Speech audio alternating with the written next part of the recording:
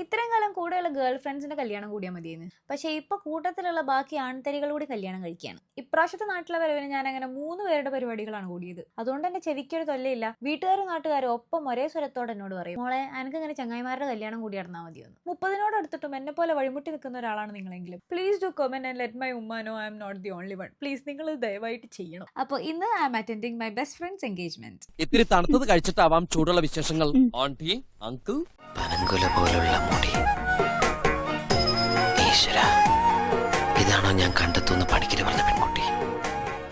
ഉഷയുടെയും സുന്ദരന്റെയും മകൾ ശ്രേയയും രത്നകുമാരിയുടെയും രാധാകൃഷ്ണന്റെയും മകൻ സാരം കൃഷ്ണയും തമ്മിലുള്ള വിവാഹം തിരുമാന്താംകുന്ന് ക്ഷേത്രത്തില് ജൂലൈ 2-ാം തീയതി ശുഭമുഹൂർത്തത്തിൽ നടത്താൻ തീരുമാനിച്ചതായി എല്ലാവരെയും അറിയിക്കും. ചടങ്ങ് കഴിഞ്ഞു, ഭക്ഷണം കഴിച്ചു ഇറങ്ങി. അവിടുന്ന് കല്യാണം കഴിക്കുന്നില്ല എന്നുള്ള കുത്തുവാക്കുകൾ ഞാൻ കേൾക്കേണ്ടി വന്നു. ആ ഒരു ദിവസം തന്നെ വേറൊരു ഫ്രണ്ട് വീട്ടിൽ പോയപ്പോൾ എന്നോട് വീണ്ടും ചോദിച്ചു, സയാനിക്ക് കല്യാണം ഒന്നും വേണ്ടേ? അതിന്റെ ക്ഷീണം മാറ്റാൻ വേണ്ടി ഞങ്ങൾ ഫ്രണ്ട്സ് എല്ലാവരും കൂടി കൂട്ടം കൂത്തിയിരുന്ന് നാട്ടുകാരെ കുറ്റം പറഞ്ഞു. അപ്പോൾ ഒരു സമാധാനമൊക്കെ കിട്ടും. നാട്ടുകാരുടെ ചൊറിച്ചിലിനേക്കാളും ഭേദം എന്റെ ഉമ്മയാണെന്ന് വിചാരിച്ചു ഉമ്മാടെ അടുത്ത് തിരിച്ചു പോയപ്പോ നൈറ്റ് പാർട്ടിയും ഡാൻസുമായി നടക്കുന്ന ഒരു മമ്മ. നാട്ടുകാരെ വെറുപ്പിക്കലോണ്ടുണ്ടായി ഇന്നത്തെ വിഷമങ്ങളൊക്കെ മാറ്റി നന്നായി ഒന്ന് ഇരുന്ന് ഫുഡ് കഴിച്ചാൽ മതി. നല്ലോണം കഴിച്ചു സുഖമായിട്ട് ഉറങ്ങി. അപ്പൊ ശരി, ബൈ.